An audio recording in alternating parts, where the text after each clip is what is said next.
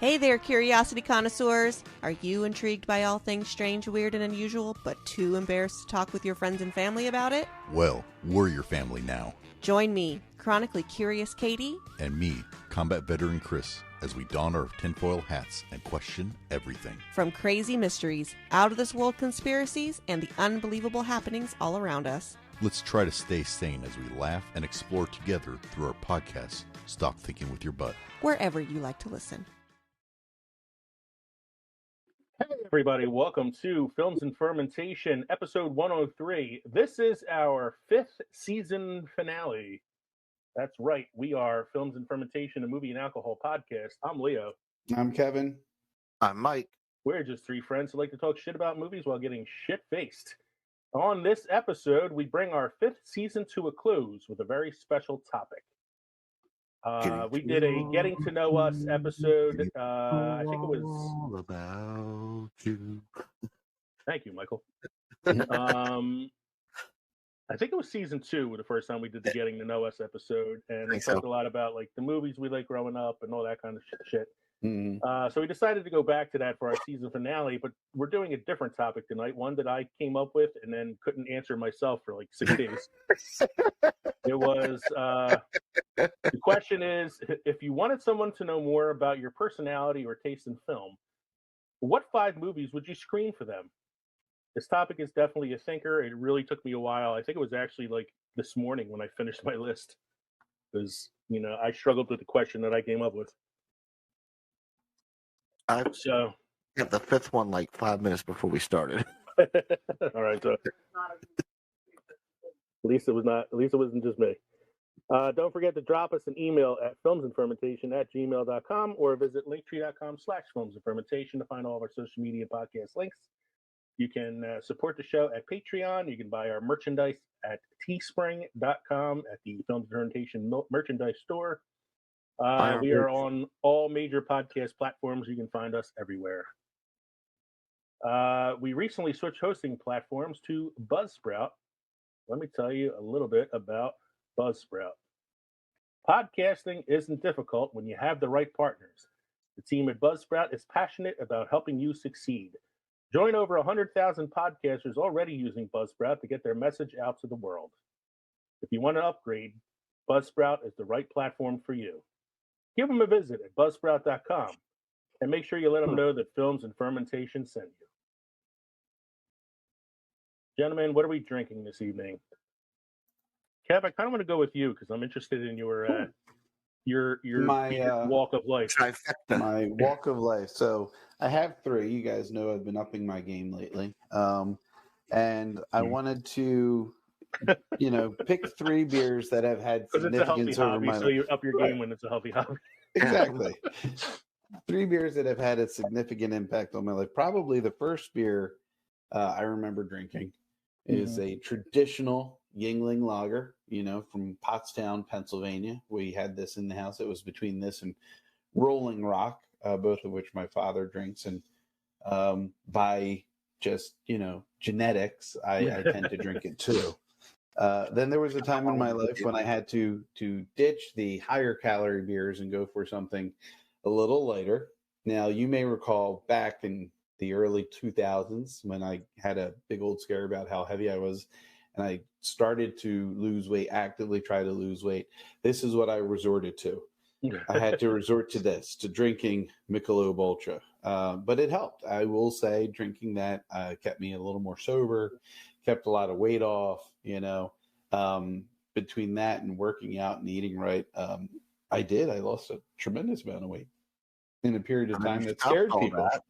And I got it all back. I lost it, but I found it, And that's when I decided I need to enjoy life and enjoy beer and explore the craft breweries around, but also sticking with Pennsylvania. I went to Victory and found this beloved thing, which is the Golden Monkey, which is a Belgian-style triple ale. It's 9.5% alcohol by volume. And if you haven't eaten anything for the day and had 2 or 3 of these, well, it depends on your perspective of a good thing there, Michael. You don't feel pain anymore. You don't It'd be feel like Leo anything. going onto a podcast without eating and start drinking again. You, Yeah, but you they're made for an taste, awesome you taste podcast. colors. Oh, that Yes. reminds me. Michael, why don't you talk about your drinks? I'm going to add something to this week in film history. All right, so I am drinking a beer that my good friend Kevin gave me. Mm. It's from Upward Brewing Company from the Catskill Mountains in New York. It's Base Camp Lager Beer, 5.7% alcohol by volume. Have you started, Mike? Is it any I good? have. What It's you good. think? It's got a little of a backbite Mm. to it, but A little bit. I think Base Camp was my favorite up there, which is why I picked up a 4-pack of that.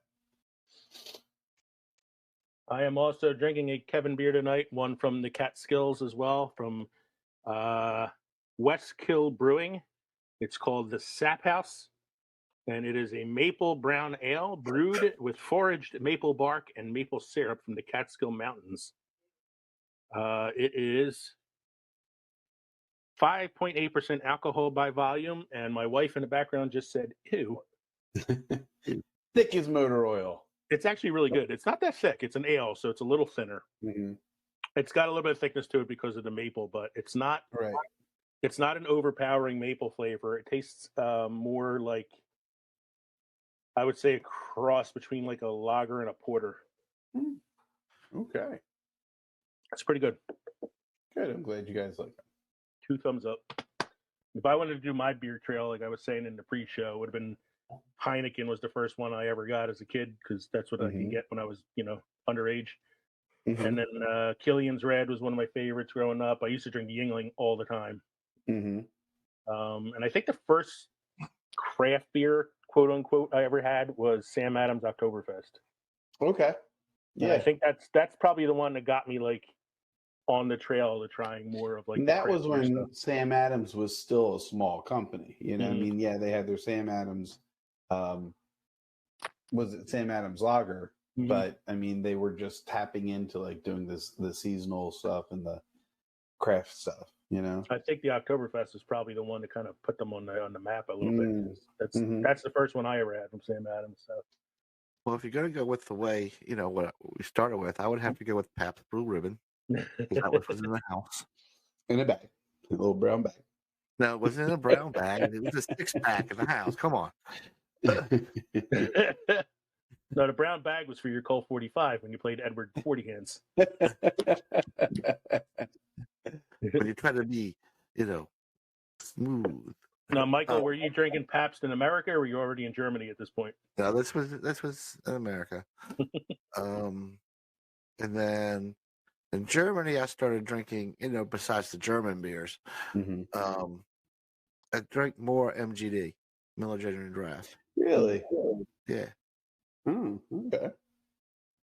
And Some then of those like typical American beers are kind of popular in Europe. So yeah. And then I have to say the next one I would go with would be the longboard. Oh yeah, Kona. I really like Kona? the longboard. Yeah. Longboard's Kona. good. That's Yeah. probably one of my favorite of the non-traditional beers. I know they're themed. They have a tropical or Hawaiian theme. Are they brewed in Hawaii? Yes. Would that technically be considered an import? Not It's really. not. I don't think it's considered an import because it's in America because it's a state. It's an American beer. Still. Yeah. Still considered an American beer. I'm sure you pay a little extra though for the shipping because it's coming from an island. But yeah, I like Kona. I like the longboard, and I like the I think it's the Golden Ale or something like that. They have The Big Wave. lighter The Big one. Wave. Yeah. Yeah, the Big Wave. That's a good one too. And I like Victory Brewing, Kev, but I am not a fan of the Gold Monkey one. I know, not many are, but I will tell you, I went to the brewery, liked a few of their beers. That was probably the first time I bought a growler of something. I really liked it a lot, and I was like, well, I don't know if I wasn't buying bottled craft beer at the time. Really, I was going to breweries to have them. I didn't know if they were selling them in stores, so I got myself a growler, a 64-ounce growler, and held on to that for a while. I don't, there's a few I like of Victory. This is just one of them. I'm not a big fan of the Dire Wolf or I can't think of the other one. Hops Devil, not a huge fan, but I do like the Golden Monkey. Guys, which beer is known as the champagne of beers? Is that MGD? It is not MD. It's Michelob Ultra. Michelob Ultra? No, that's not the champagne of beers. No. It's I thought it was Miller High Life. It might be Miller High Life. Is it Miller High Life? Miller High Life, yeah. Okay. It's Miller time. Yeah, it is a Miller. It is a Miller, but it wasn't. It's not MGD, but it is Miller High Life. Champagne beer. Mike, anything interesting happened this week in film history? This day in film history.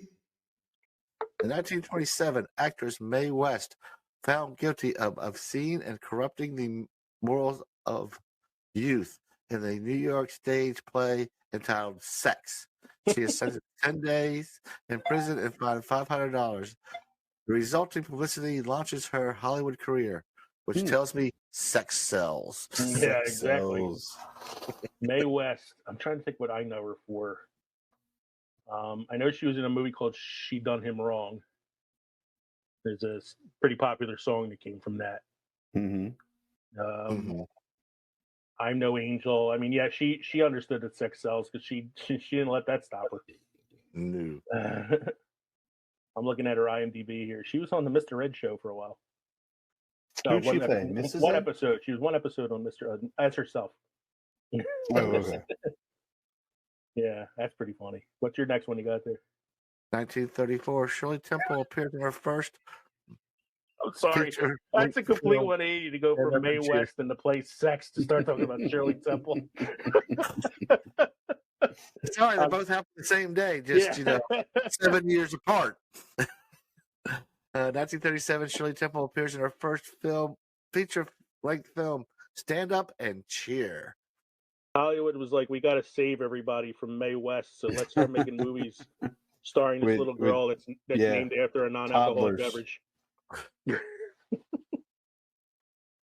then a year later, in 1935, The Bride of Frankenstein, horror film classic and sequel to Frankenstein starring Boris Karloff and Elsa Lancaster, is released. Yes. The iconic Bride of Frankenstein with the big hairdo. Yep. She's only in like the corpses. Yeah, she's only in like the last 4 minutes of the film, The Bride of Frankenstein. And then yes, I added the last one because I just found this out today. It's the 20th anniversary of House of a Thousand Corpses. Oh, is it? Woo! Apparently, Rob Zombie is releasing a like the Wreckers master cut on Blu-ray and Steelbook. Oh, Jesus! And in honor of it, so. Jason, Kathy, if you're listening and you want to get us a Christmas present next year, don't get me that. Do not. Please do not. I'm kind of surprised it's not the premiere date of Dazed and Confused or Half Baked or I'm sure it's probably Ridgemont High. I'm sure it's probably one of those too, but it's the first thing I noticed in my Twitter feed today, so I had to add it. For those of you listening, we're recording on April 20th. Yes, we are recording on April 20th for release on April 24th. Right. So what is 420, baby? Yeah. What is your must-try beer craft destination? Where's Mike? I have a must-try beer. It's called that's all, folks. That's exactly what it is. It's 1265 Pilsner from Left Hand Brewing Company, Longmont, Colorado. Left Hand takes a slightly non-traditional route with this pale gold, slightly hazy light lager, named for the brewing company's address at 1265 Boston Avenue. All the bready Pilsner malt sweetness is as one would expect, but the hops are more in keeping with a domestic aroma. Varieties with lemon peel and hints of orange and pine, thanks to the Sterling Citra and cascading varieties. Lacework down the glass is a white and textured. The palate is medium dry and finishes with a crisp enough to make the 2.5 5.2 alcohol by volume beer palatable. There you go. I'm not having a good week, guys. I just realized this is 420 bless you, instead of our final episode of the season being this thoughtful retrospective getting to know us question that was very hard to think of answers for. We should have just did the best movies about weed. You were going to talk about Clerks again? We could have talked about basically. I would have brought up Harold and Kumar. I would be like a 40-minute episode about Pineapple Express. Or no, we could do Cheech and Chong Up in Smoke.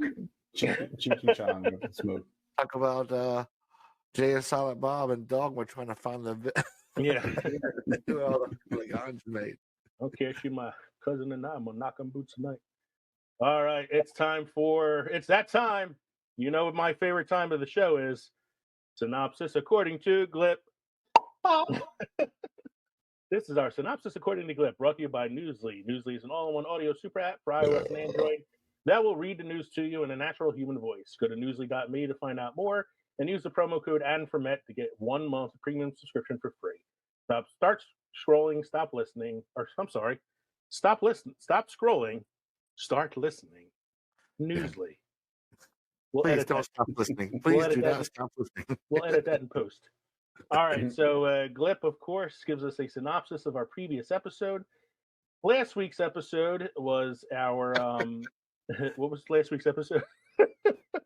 Last week's episode Day in the Life. It was the Day in the Life. Was the one-day movies that take place in one day. I love how it always picks up shit from Kevin. Yeah, well, I actually there's more to it than what you see here, gentlemen. I hit a little bit of it.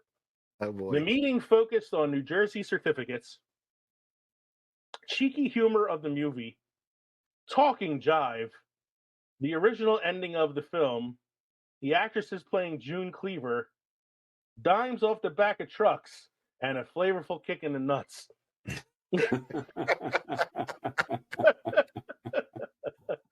So yeah, I saw Kevin sneaking a peek at my. I sneaked a peek. Sneaking a peek at my words there, but yeah, that's what it says. It says, "Whoop, that was the wrong thing." So yeah, I was hiding the dimes off of trucks and the kick in the nuts. So it Well was done, sir. Very clever. Once again, the synopsis according to Glip doesn't fail. The meeting, the New Jersey certificate thing was pre-show. We were talking about your my teaching exams. certificates.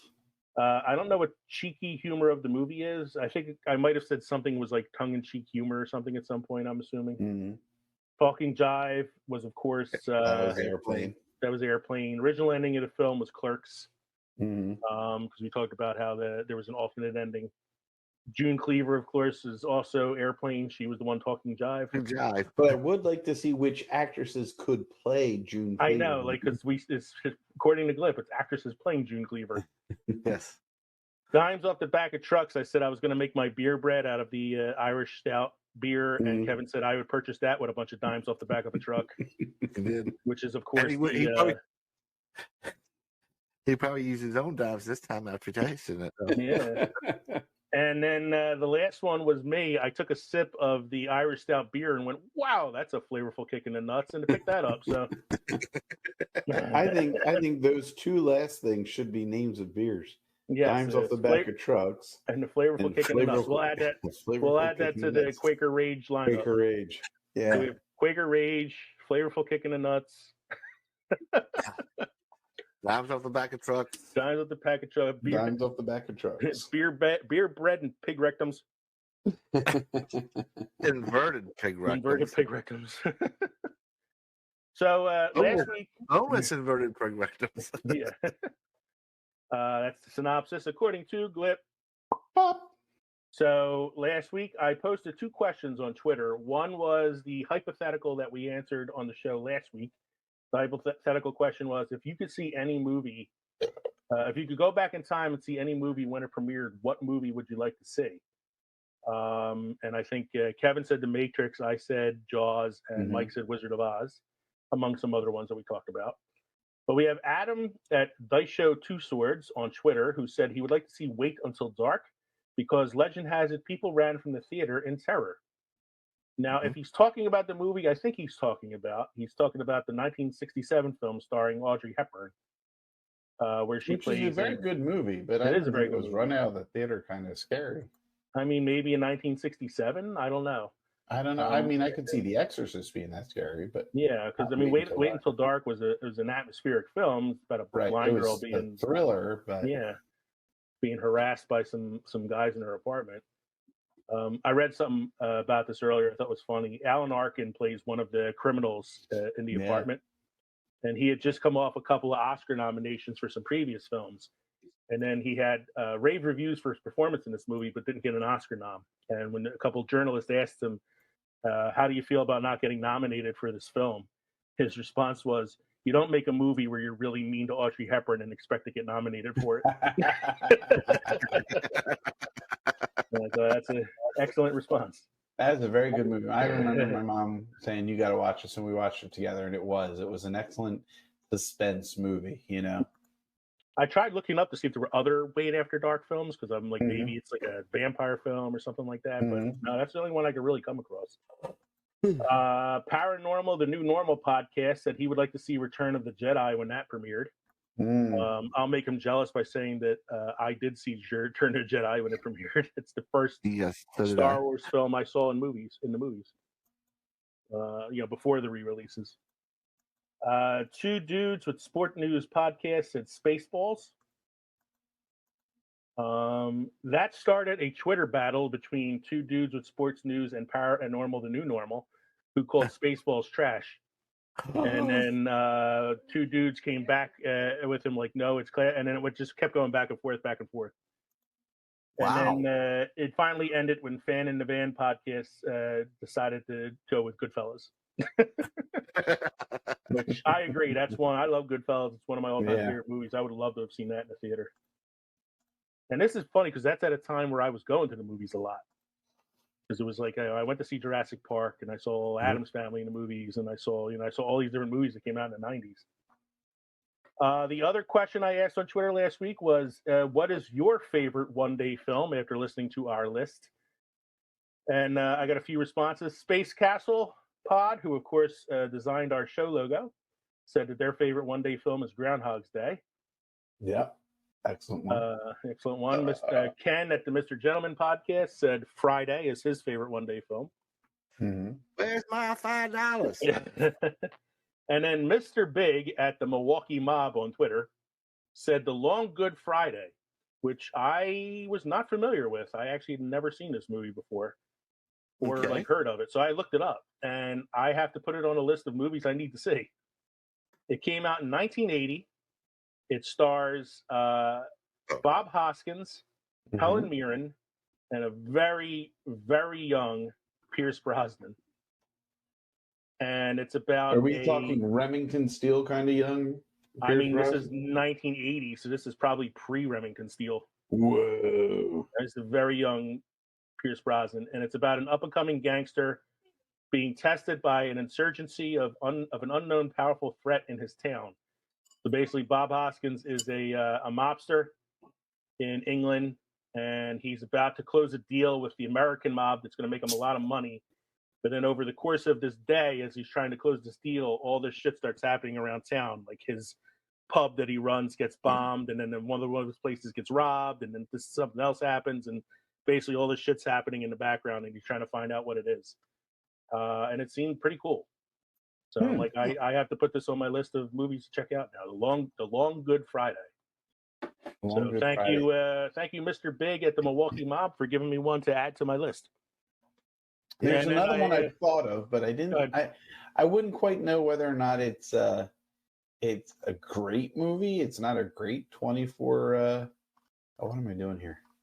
24-hour movie. It also had Bill Murray. He's a bank robber. Him and Gina Davis. Quick Change or something like that.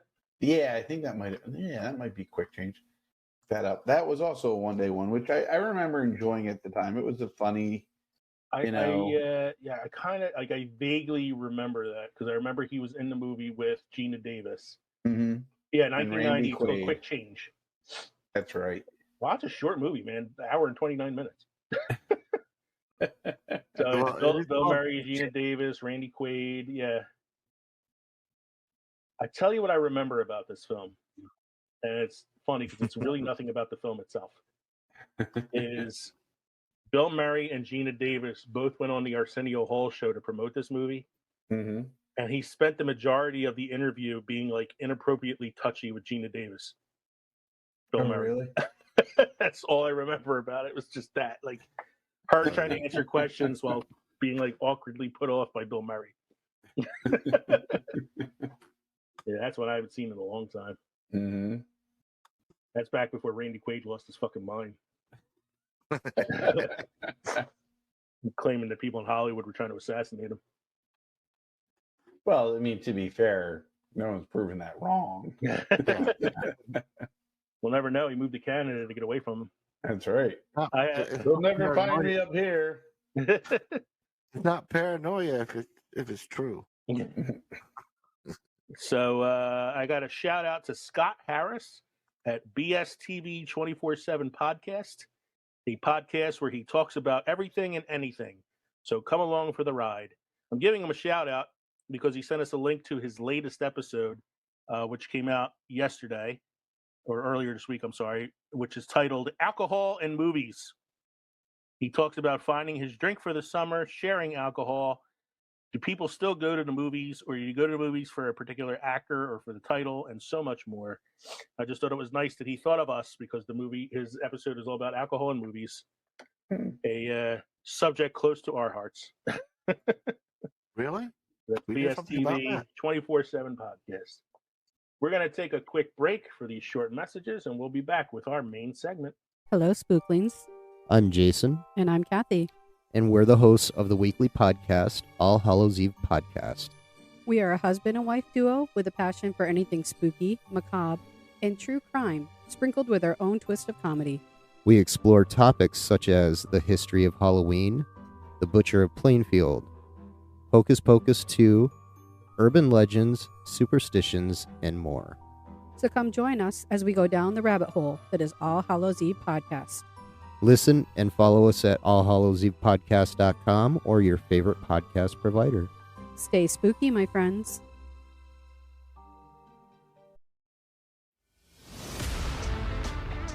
Hi, I'm Chris, And I'm Deb.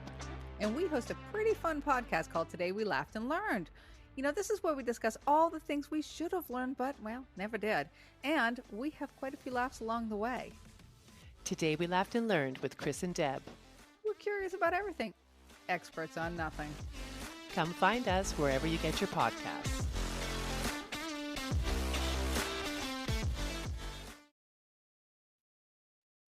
It's a heavy beer. I can't drink it that fast anyway. All right. We are back with our main segment here, The Day in the Life. Oh, look at that. I forgot to change the title from last week. You Let's cut did. that part out. Rewind.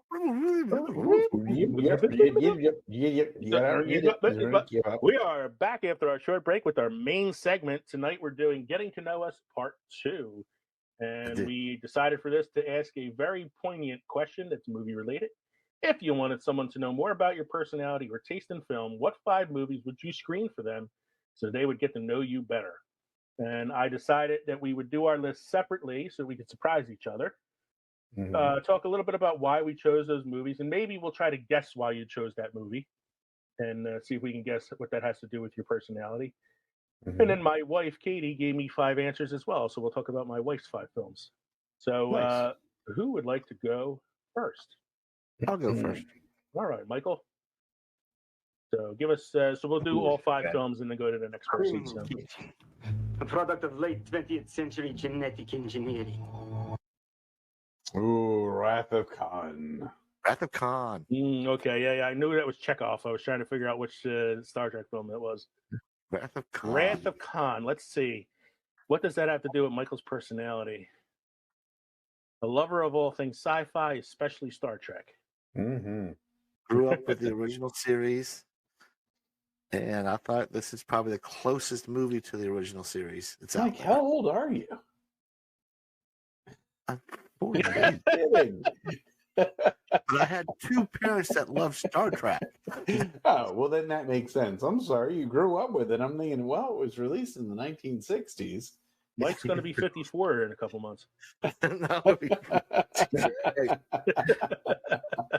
not going to be that old. So I was going to say, yeah, I guess that makes sense.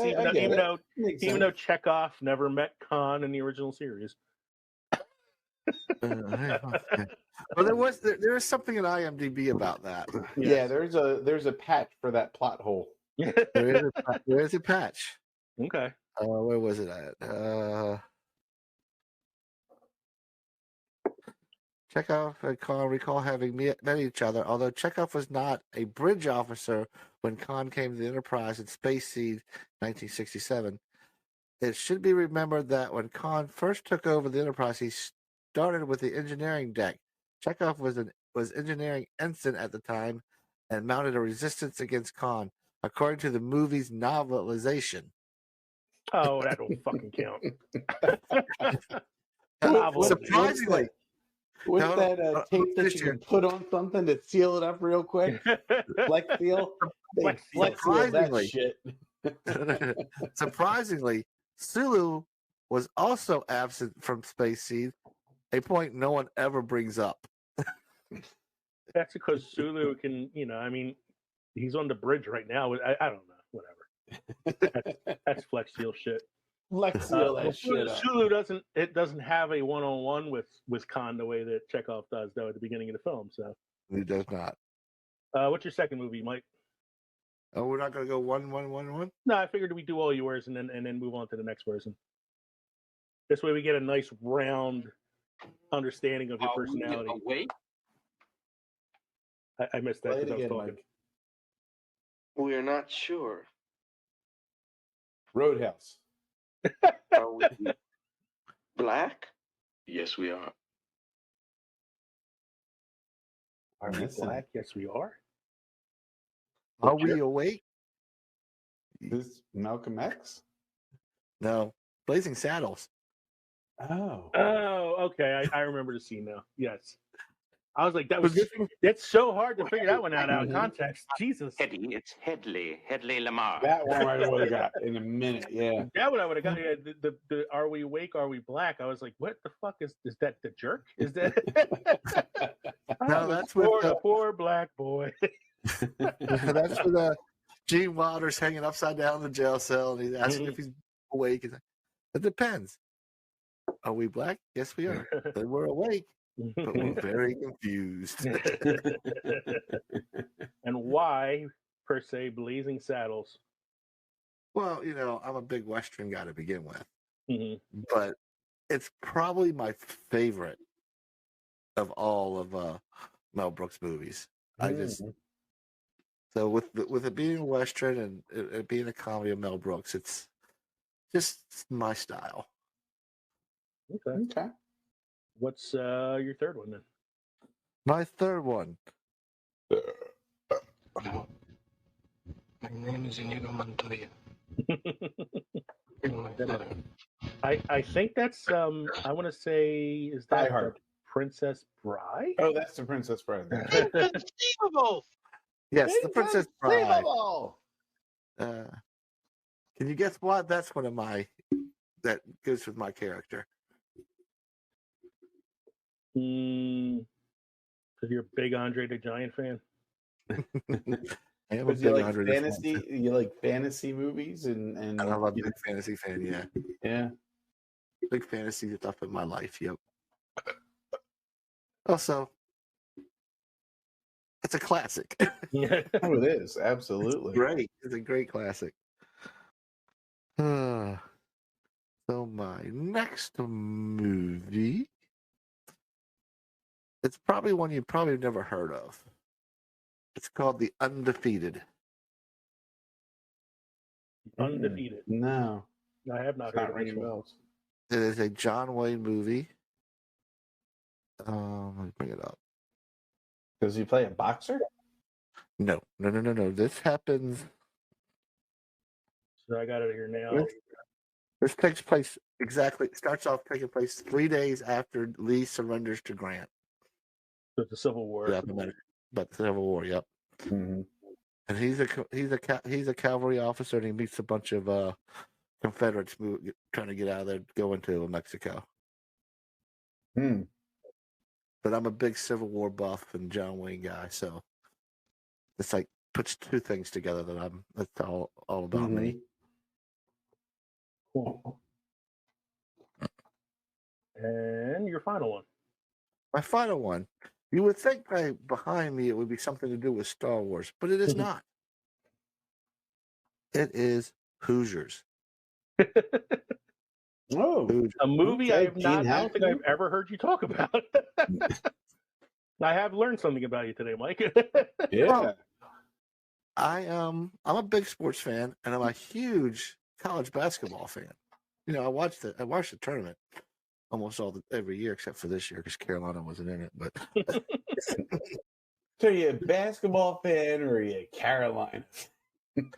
I'm a Carolina fan first and foremost, but when it comes to college basketball in the tournament, I'll watch any game that's on. Okay.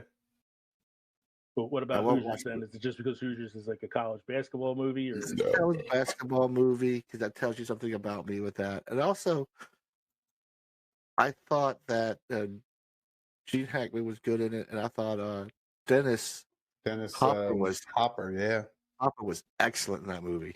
Dennis Hopper was nominated for it for supporting actor. It's his only career nomination. Mm-hmm. Yeah, I like Hoosiers. I haven't seen Hoosiers in a really long time. I know, Yeah, it's been a while since I watched that one either. So let me see if we can put these together. If we can get a nice round estimate about who Michael is. So what was your first one again? Was Wrath of Khan. Your second one was Blazing Saddles. Blazing Saddles. Your third one was Princess Bride. Princess Bride. Your fourth one was The Undefeated, which was Undefeated. an old John Wayne film. And your last one was Hoosiers. Hoosiers. So what I get from this is you're a nerd. He's putting it into its crystal ball. He's looking at the tea leaves. I'm an athletic nerd. You're an athletic nerd. So you like sports, you like football, porno, and books about war. Not really. I missed the porno part. That was the uncut. That's the uncut version of Hoosiers. Yeah, it's called Hoosiers. That was the uncut version of Princess Bride. So I would say, so you're a sci-fi fan, you're a fantasy fan, you love Western films, you don't mind a good spoof of a Western film once in a while, and overall, you're also a sports fan. So you're a well-rounded individual, Michael. I try. So, Kev, you want to go? Or should I go? All right, round. I'll go. I'll Okay. go.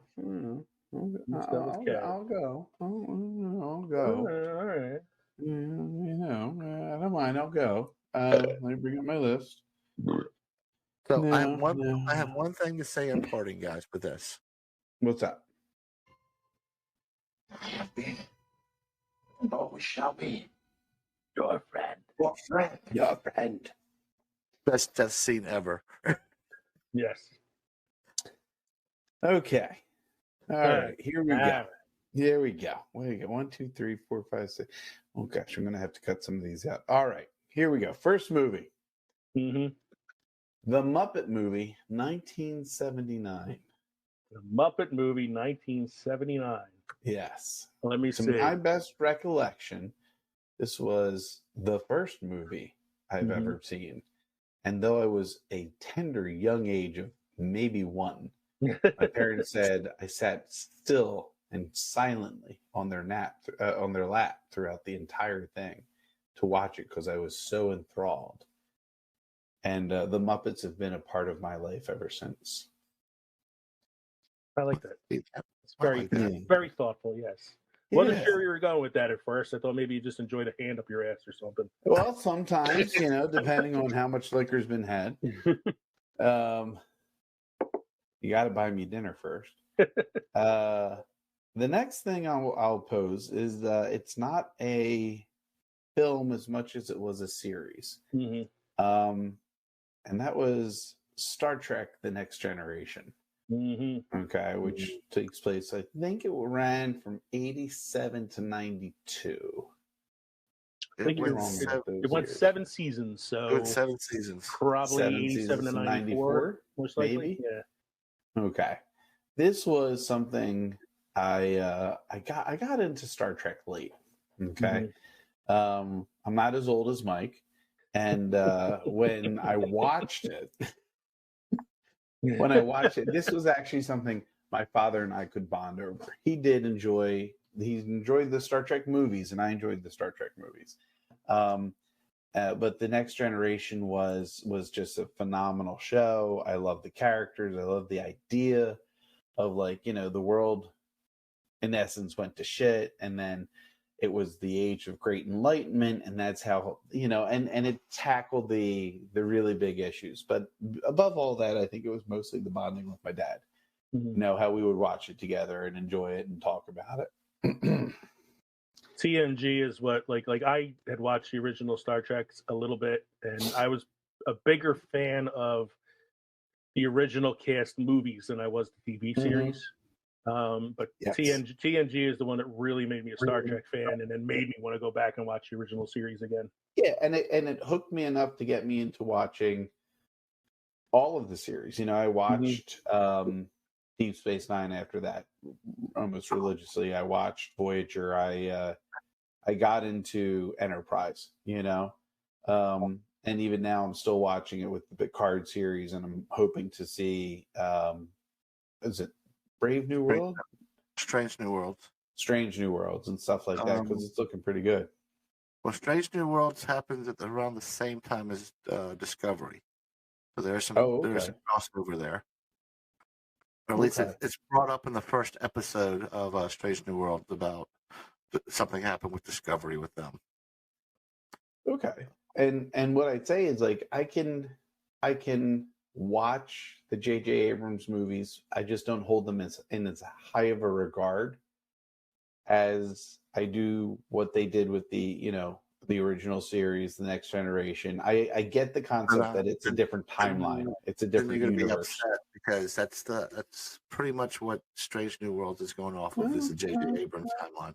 Yeah, so is Discovery too. So yeah, I'll still give it a go. Still give it a go. You can understand that there was the one track, the one timeline, and a different timeline, all based off of the Kelvin. Just like Marvel. Just like Marvel, exactly. Which kind of leads me to my next movie. It's not Marvel, though. This was the Tim Burton 1989 Batman. Oh, I knew that. I knew there was going to be a Batman somewhere. Oh, absolutely. I mean, I love the comics. I would read the comics a little beforehand, but not like diehard. Saw the movie and I was like, whoa, this should be much darker. And that's when like some of the comics coming out, The Dark Knight Returns and Batman Year One and this and that stuff. And I was like, oh no, I gotta move on from like these paper comics to the graphic novels, and start collecting the graphic novels and going actually to a comic book store on Cottman Avenue, where they had like their D&D in the back, or not D&D. Is it Worlds of Warcraft?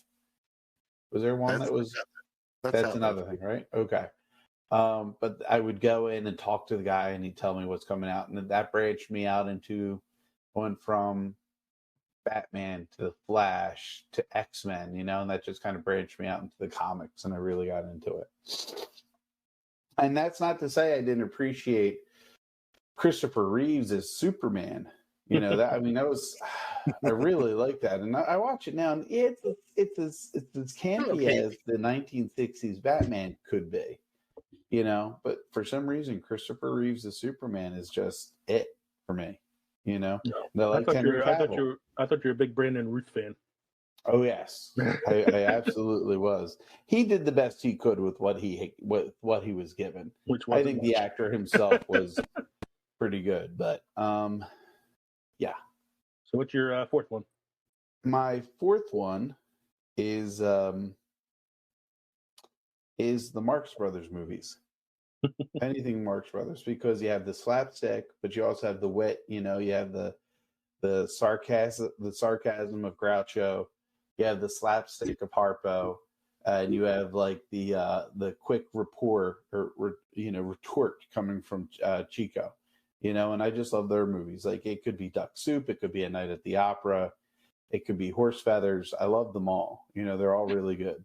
I remember we talked about this a couple of weeks ago, and I was like, I need to watch it again. So I went on, and the only one I could find on like any of the streaming networks was Duck Soup. Duck Soup.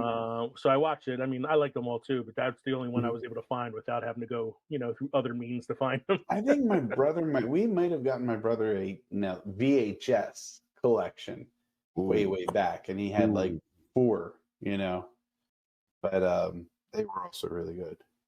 And the last one may be of a bit of a surprise to you guys. It's called About Time. Is that the one with Donald Gleason and yes, and Rachel McAdams and Bill Nye? Nye, and it's a time travel movie, but it's not a sci-fi time travel movie. Mm-hmm. And I like it on so many levels. I like it because it's funny. He's got quirkiness. I like it because it looks at how you can want to have changed something in your past, but you have to understand that change would have had repercussions. I like that it makes you appreciate the moment that you're in. The whole thing where at a certain point, and I know I'm spoiling it, but it's been well over a decade since it came out. It's like at some point, even though this was a genetic thing, it was passed down from father to son. You can't outrun death, and death is still a part of your life, even if you can time travel and stuff like that. And like how he learned to appreciate his time with his father. He would go back once he realized his dad was dying. The times that he could go back, he wanted to go back to the moments that really mattered to him. The walks on the beach and the playing around in the back and the time at the park and stuff like that. And I was just like, wow, So that's my 5. No, that's a great one. I like About Time's a great movie. Isn't it like on his 21st birthday or something? He finds out he can travel through time. Yeah, and it's a conversation between him and his dad, and it's like, you're so full of shit. And his dad's like, I'm not full of shit, but And then they go through it, and he's like, wow. And he's like blown away by it. Mm-hmm. And at first he uses it to get Rachel McAdams to fall in love with him. Mm-hmm. And then starts, learning that there's other ways to use it that are better than that, and that are, and plus it's hard not to fall in love with Rachel McAdams too.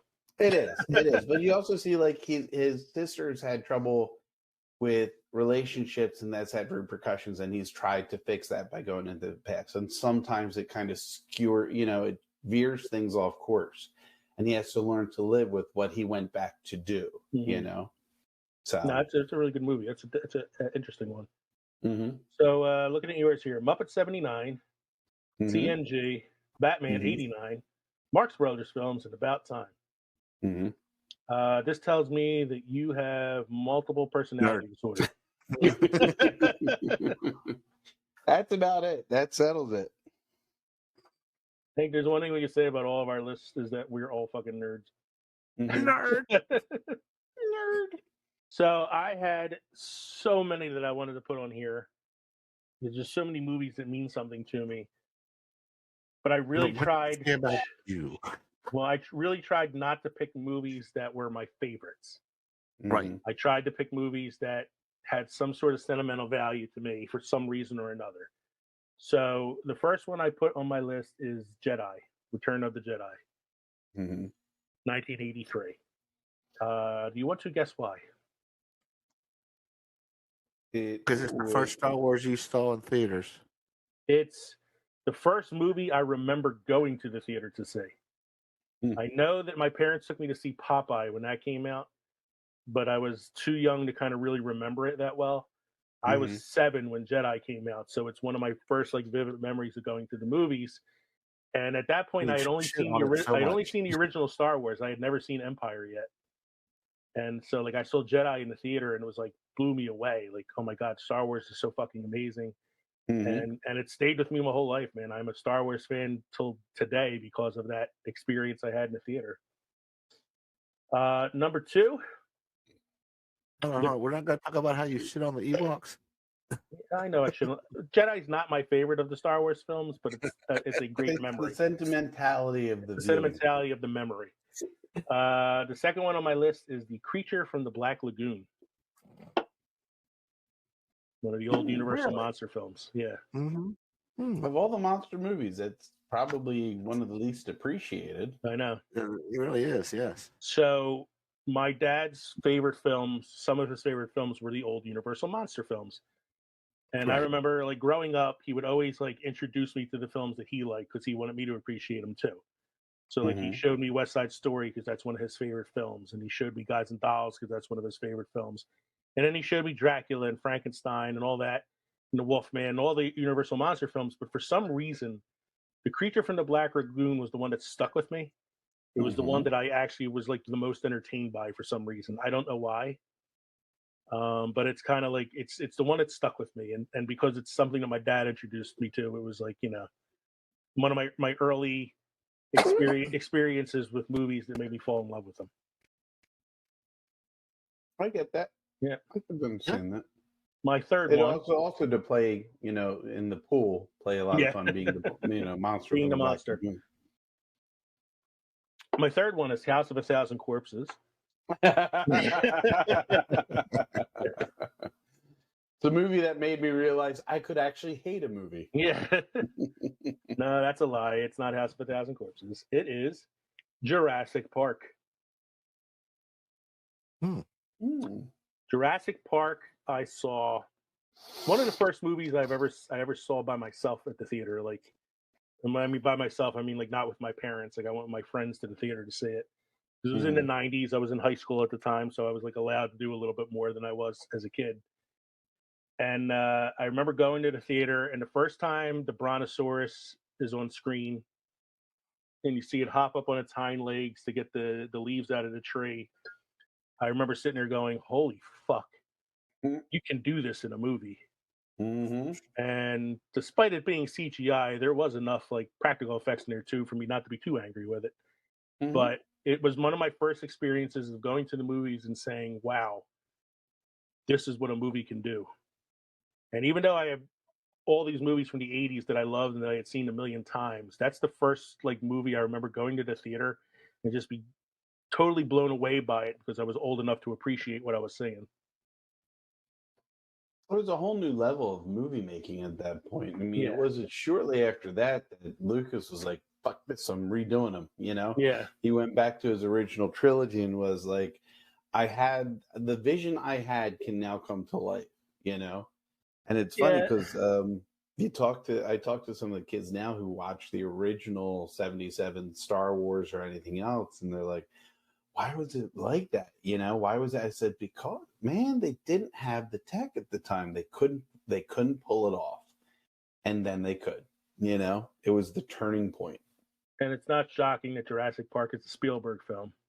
Mm-mm. Because if somebody's going to No. do it right, it's Spielberg, Mm-hmm. And yeah, it was funny. Like, I watched Alien the other night for the first time in a while. I watched the original Alien. I haven't seen it in a while. Oh, Mhm. God. All practical effects. Yeah. Fucking amazing. Yeah. Still Ridley holds up. Scott took full advantage of like dark corners and light flares and shit like that to really and the music to really put that fear into people. The scene where they land on the planet and they see the space jockey thing for the first time. Mm-hmm. The people in that scene are his kids. He had his kids wearing astronaut costumes that look like the actors' ones, so that the perspective made it look like it was these adults standing in front of this giant thing. Oh, wow. It was actually a bunch of kids. So yeah, I love that kind of stuff, man. And so when I saw Jurassic Park for the first time in '93, I was like, wow, a movie can do this. It can be all these different things and really stick with me. Yeah. The fourth one, I think, says a lot about me. John Carpenter's They Live.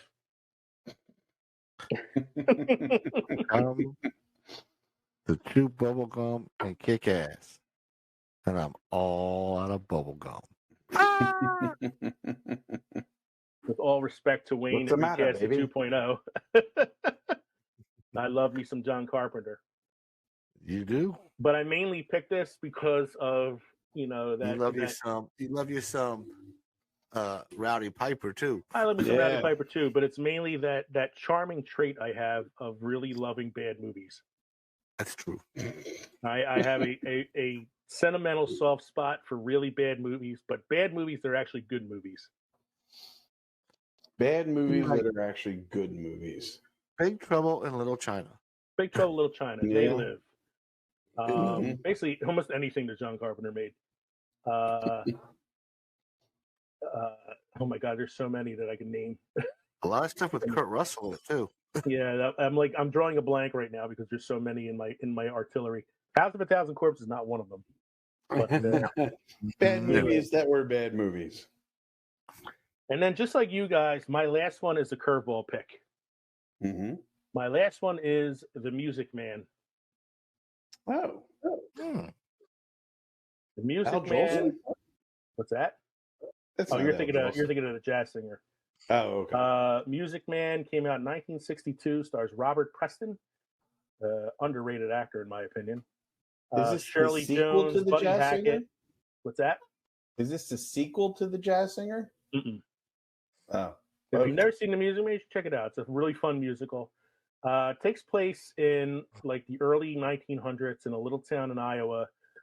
Robert Preston plays a con man named Harold Hill, who comes to town claiming that he is a conductor and is going to build a boys' orchestra in the town. And basically, it's a way for him to con people out of money by having them buy instruments and uniforms and all this other stuff, and claiming that he can teach them how to play these instruments. And he's trying to get out of town because of the con act, but then he ends up falling in love with the town librarian, and hilarity ensues. As people are known to do. As people are known It's to do. always the town librarian. It's actually why they closed down many of the libraries. They were becoming brothels. Yeah, too many people just wanted to bang those naughty librarians. That's right. Some buns and horn rimmed glasses, man. My wife's gonna hate me for saying this, but she texted me a picture of her at work the other day because she had to get dressed up for some meeting or something, and she's like, "What do you think?" And I was like, "You look like a naughty librarian." She's like, "Seriously?" And I'm like, "Yeah, but you're my naughty librarian." But yeah, so The Music Man is a musical from the 60s. It's one of the earliest movies, musicals that I remember being exposed to as a kid. But the thing that I really love about it is when I was in high school, I did some plays, and the first play I ever did was The Music Man. And I had gotten the lead in the play, even though it was one of the first ones I ever did.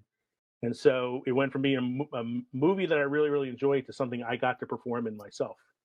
And so it's a nice little, and that's, me, I'm a ham. I like getting out there and performing and singing and doing things like that. So it's just kind of part of who I am as a outgoing performer kind of guy. Little did they know it would lead to Fiddler on the Roof. I wasn't Fiddler on the Roof. I know you were. That's why I said little did they know it would lead to Fiddler on the Roof. I was in Fiddler on the Roof, and then I did a little bit of Hamlet in college. So I had some fun doing that stuff. Yeah. So then those you are did mine. The less known sequel, Fiddler in the Cellar. Yeah. And then Bassoonist on a Train. Womp, womp, womp, womp. And now he's a podcaster in the man cave. Yeah, that's right. Podcaster in a panel room. All right. So my wife gave me her 5, so I'm going to throw those out here real quick. Now, are these Katie's 5 on you, or are these Katie's 5 on Katie? Katie's 5 on Katie. Okay. So my wife's first 2 picks are both because she relates to the main female character in the film. It's 10 Things I Hate About You, and When Harry Met Sally. So she says that there's a little bit of her personality in both of those characters. Cynical. She's a little cynical like Kat in 10 Things I Hate About You, but then she's also kind of like silly like Sally is in Harry Met Sally. She's a little on the shy side sometimes, but she can also be, Princess Never Happy once in a while. She's also very Once in a while. particular when she places an order at a restaurant. Yes, oh, she does do the Sally at the restaurant. She really does. I tell her that all the time. You're the Sally when you order at the restaurant. The third movie is The Rescuers, because it was the first movie that she ever went to see that her dad took her to. Nice. Yeah, and so she was always very close to her dad, so that's something that just stays with her. The fourth one is the Rocky Horror Picture Show. Wow, boy, did that take a left turn. Yeah, she loves Rocky. Her favorite. She loves Rocky Horror. She used to go to the midnight shows all the time. She had a group of friends that she used to hang out in college who used to do the Rocky Horror Show performances at this like bar near where she lives. So we used to go see that all the time. And she said it's the first movie that my mother-in-law took her to see. Wow. And I found that very odd because my mother-in-law can't sit still for 30 minutes, let alone a 2-hour movie. Well, you see, especially that movie.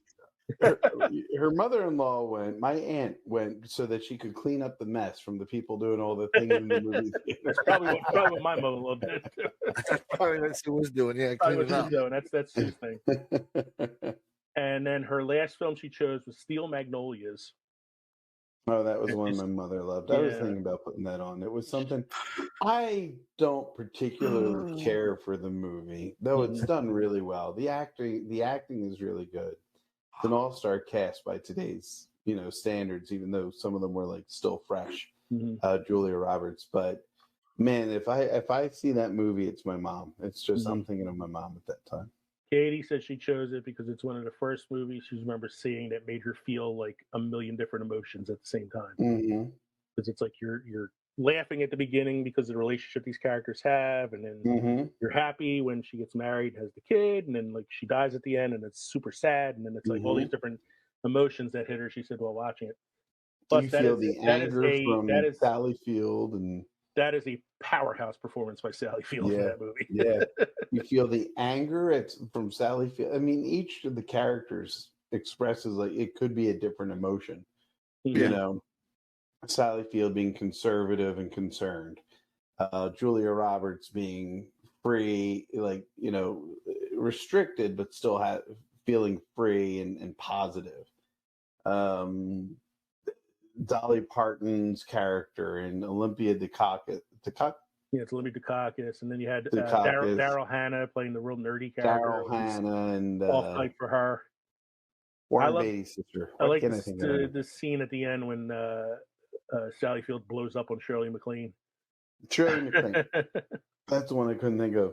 Yeah, and Olivia Dukakis comes up and goes, "Just punch her, just hit her. We'll sell T-shirts," and it was great. It's a good movie, and it's and I look at this list and I'm like, yeah, that's my wife. It sounds a lot like my wife, and it was funny because I said, what 5 movies say something about your personality? And she was like, 10 Things I Hate About You, Harry Met Sally, and she like rolled them right off. Wow. And then it took me like from the day I told you guys about this till this morning to finish my 5. And I'm still not sure if I'm happy with it or if there's other ones I could have chosen. I was still adding at dinner tonight. I was like, well, I should put this on. And I knew I wanted, about time I wanted to put on there. But I'm like, does this say something about me? But it's such a difference from the other movies that I had put on there,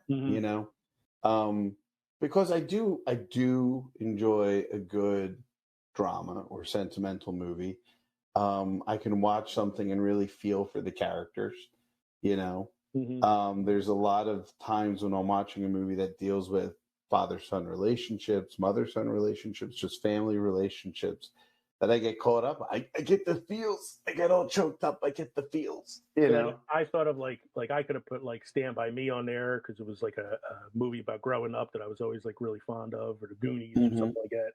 But I was trying, like I said, to stay away from movies that I consider like my favorites. And here's something we could probably do down the line. This would probably be a challenging one too. Our list of our top 25 films of all time. Like if we had to do our own AFI list, like our own personal AFI list, what would that be? That'd be fucking hard. Yeah, that would be tough. That'd be really tough to try to narrow it down. And you have to rank them. Yeah. Or you could do 5 movies, each movie representing a family member, You know, something about that movie that represents somebody in your family that you know, your wife, your father, your mother. I would say for my wife, I would definitely go with the Harry Met Sally thing because of her way that she orders. My dad would be West Side Story because I know it's his all-time favorite movie. My mom would be RoboCop because she feels so bad for that man.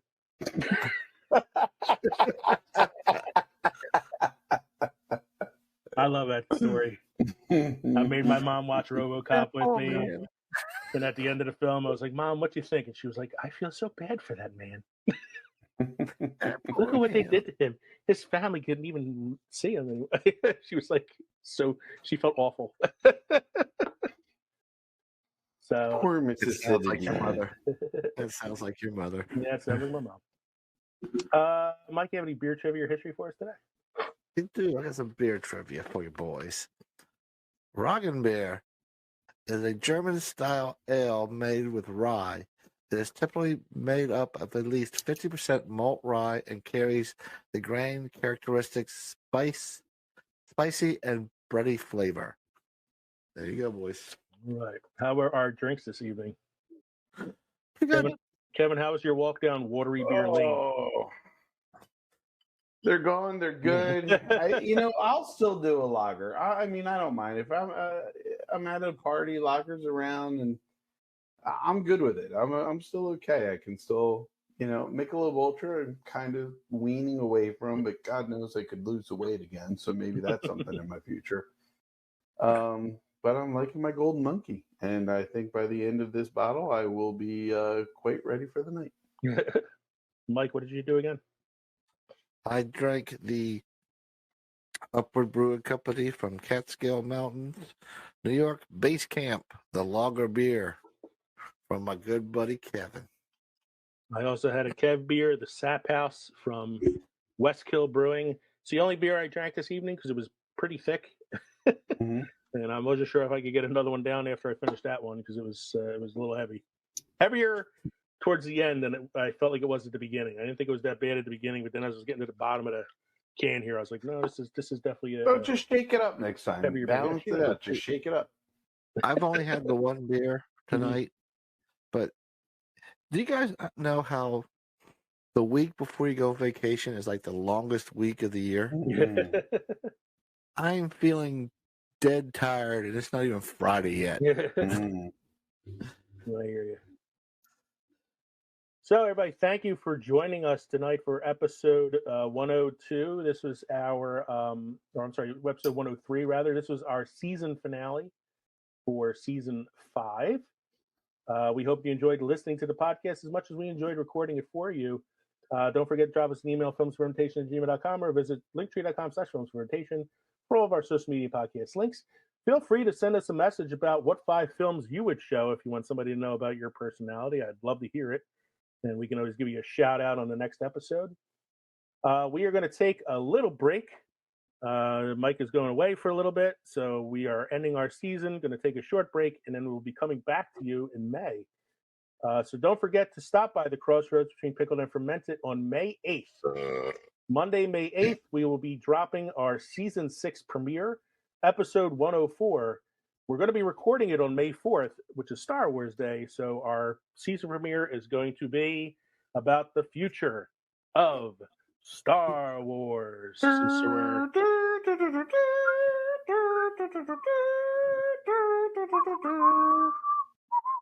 there were a lot of announcements made recently. Mandalorian just finished. We have. So good. How do you like the season finale? I did not get to watch it. So good. Adrian got home so freaking late. So good. It was very good. I So got yeah. to So what watch are you it. talking about? I was pissed. Well, we can talk about that on our season 6 premiere, dropping again on May 8th, episode 104, The Future of Star Wars. And don't forget that we also have some other cool things coming up this season. I'll probably be dropping a mini pod in the next week or so, counting out some upcoming episodes that we have in season 6 of Films and Fermentation. In the meantime, I'm Leo. I'm Kevin. I'm Mike.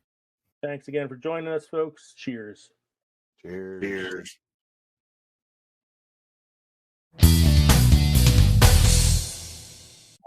Yep. Good evening, gentlemen. Hello, Good sir. evening. Good evening. Say hi, Kate. Hi, Kate. Hey. Gentlemen, I'm in need of a man cave. Using my wife's office every week is harsh. there's- It's harsh. Kevin There's said he's in two- need of a man cave.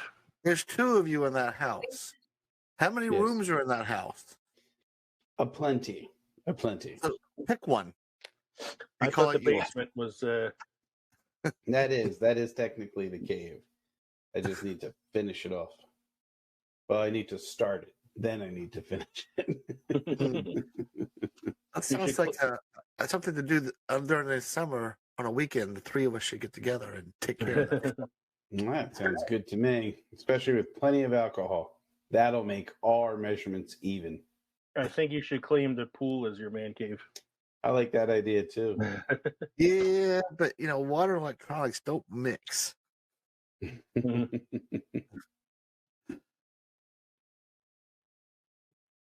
One more day, gentlemen, and I'm on vacation. Nice. I forgot to ask you where you're going. Well, we're going to Atlanta. Or right outside of Atlanta. Yeah. He's going to Wilmington, Delaware. No, I am not. Was it that scene in Wayne's World? You could go to Hawaii. Ukalaka iki. You could go to Delaware. Delaware. I mean, we're in Delaware. I'll do that later. I'm definitely drinking a Kevin beer tonight. I didn't confuse it with a Mike beer this time. Yeah. Is it one of the ones I gave you, or is it one of the ones that I would like? It's the Sap House. Okay. Yeah. I actually don't think I tried that one. Well, it's one of the Catskill Mountains ones. Yeah. Yeah, but I like the upward ones. I had definitely gotten. Like I had gone up to get them, or tried them. But that was one. It was like, oh, they're in the area. We should definitely get it. But I didn't think I tried it yet. This is West Kill Brewing. Okay. Cool. Yeah, I do that. One of the ones you got from Beer World, probably. Yes, it's definitely one of the ones I got from Beer World. Sometimes you don't get to try the beer. You're just like, that looks cool. Let's grab it. That's right. Well, it sounds like one you would like, Kev, because it's a maple brown ale. Also. Yes. I had my dad try. Oh, I haven't had you guys try it yet. The cream liqueur that we purchased from up there that tastes like almost like eggnog because it's got cinnamon and maple and everything else in it. He liked it. Everyone who's tried it has liked it. So when you guys come over, we have 2 bottles. I don't think we're going through it anytime soon. Did you try guys will have to try it. The gin that was aged in bourbon gin? No, we haven't tried that yet. So no, wait. Well, I've tried that. I had that at the distillery. It was very good. I had a little taster of it, but we haven't cracked open the bottle yet. And when I was at I was going to say Better Homes and Gardens, but it's Fine Wine and Good Spirits. Actually, it's it's or that the one that's over here. I forget what it's called. I picked up Wine and Spirits. Yeah, that's yeah. I picked up two other Southern Tier ones because of how great the one Mike had was. It's a French toast. One is a French toast. One's a vanilla scoop. And then I got a can of something that is a cookies and cream. So get on my pastry beers. And pour them right on your ice cream. That's right. Oh. What I'm scared of is cookies and cream normally taste like Oreos. I don't know if I want to drink an Oreo beer. I don't know. You dunk Oreos. Well, I don't know if you dunk, but people dunk Oreos in milk all the time. I would drink that. Yeah, Oreos and milk, but I don't know. Oreos beer. I don't know. I got 3 beers that kind of talk about me growing up. Okay. The first beer I had when I was 5. The next beer I had. If I had to talk about the beers I had when I was growing up, I have to go out and find some Pabst Blue Ribbon. Well, I was looking for Rolling Rock. I couldn't find a single of Rolling Rock around. We're talking about stuff we had growing up. Then I'd have to talk about the whiskey they put on my lips when my teeth were coming out.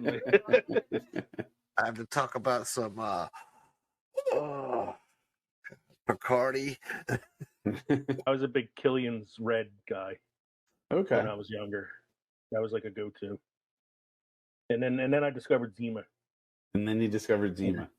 You had to put the Jolly Rancher in the bottom of the Zima. Nah, I just straight. I just like my Zima straight.